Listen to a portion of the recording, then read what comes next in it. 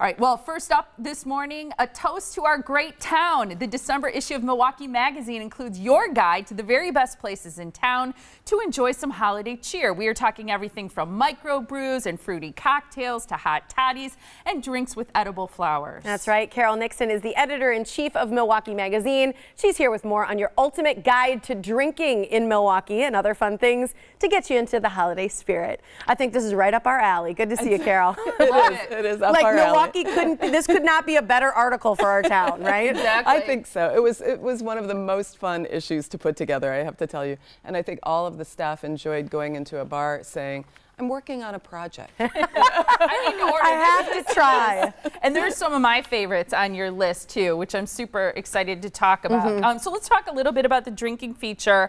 Who was the lucky one, or was it several of your staff members who got to work on this? All of us. I mean, all. As much as each of us can drink, we could not drink that much. Yeah. So we all set out and we kind of divided and conquered. Wow, look at that. Or not. And basically each person listed their top 3 cocktails around town. Well, and aren't cocktails so beautiful now? Oh my I goodness. mean, they're not just conversation they don't pieces. just taste good or look kind of elegant. They're beautiful works of art in some cases. They really are, yeah.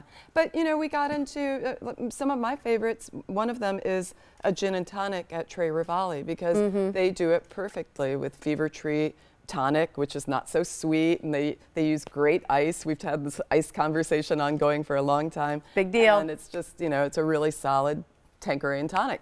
But then there's like Bacchus, which is sort of my home bar.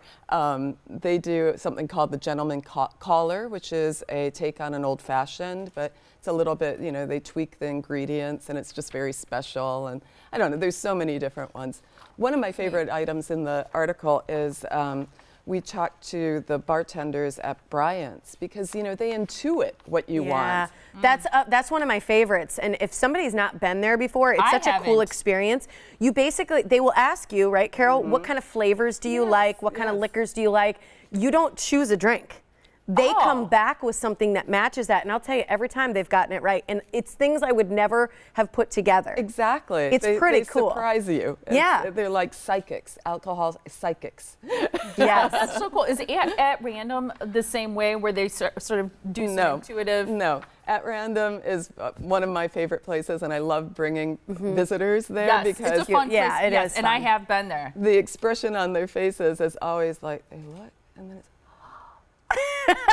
and it's just wonderful because it's it's just you're walking into a time warp, and it's so sort of romantic, and it's wonderful. But they have, you know, a list of I don't know how many, over 100 drinks. So there you choose what you want. Take some time. And, they don't do the intuiting, but they make a nice cocktail. And sometimes people think of them only for ice cream drinks, but I go there for a Manhattan, and it's spot on. That's awesome. What about, we're in Brew City, so what about beers? Do you have a beer section here? We do have a beer section. We have a beer section. We have a wine section. We have a home bar section. Okay. We've got you covered all the way around.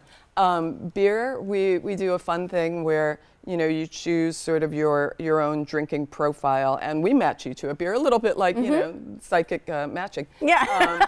And then we also talk about the people who design the labels on the microbrewery. Oh, that's fun. Cool. Yeah. Some of the labels are great. They're little works of art. A little cool place in town. Did Draft and Vessel make the list for beer places? Yes. I figured, because they always have, like, you know, the unique local barrels. Yes, exactly. What about, is it Boone and Crockett? Because that's one of my favorite places to go for a cocktail. They do a lot of the craft cocktails. Yeah, they're on our list too. Yeah, they're fantastic. Let's talk a little bit about the issue in terms of drinking. So you break it down: beer, wine, then you said home bar. Home bar. So we talk about, you know, what you need to set up your own home bar.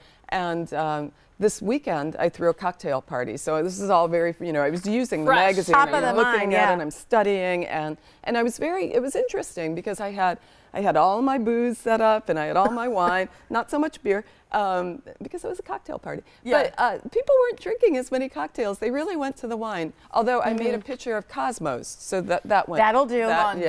And nice to have it already mixed up. Yes. So that you're ready to go. I did that once accidentally. I made a punch bowl of Cosmo. That's a bad idea at a party because people don't realize how strong Cosmos are. Yeah. Is there gift ideas in this as well? Oh, well, yes.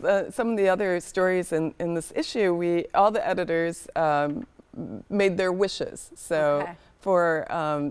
And most of the items are locally made, and it's just a really nice showcase of gift ideas. Yeah. That say Milwaukee. And I love how we were flipping through the issue, because one of the things that you suggest around the holidays to get into the spirit is something cultural, like seeing A Christmas Carol. Yeah, that was a fun story. So, you know, that's been going on for 50 years. I think this is the 51st year, if I'm not mistaken.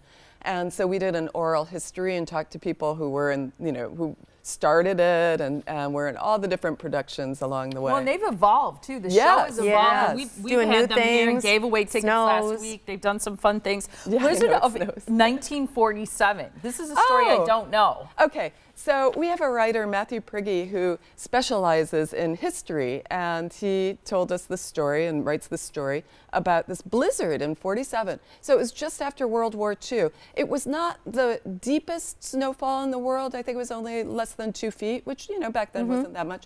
But they had, you know, old equipment, and people weren't prepared, and it came down fast. So the city was paralyzed. But everyone was so happy the war was over, and there was so much goodwill towards man that they just helped each other out. And, you know, they kept the movie theaters open, and people stayed in movie theaters or in, you know, restaurants. Oh, and fun. it was just a nice, heartwarming story. It's a really sweet story. This issue is on shelves now, so people can get a hold of it at MilwaukeeMag.com, so you can get a copy for yourself as well. I'm excited to read this one, Carole. Oh, it's a good one. Yeah. Issue. Thank you so much Thanks, for being here. Carole. Happy holidays. Happy holidays. Appreciate it.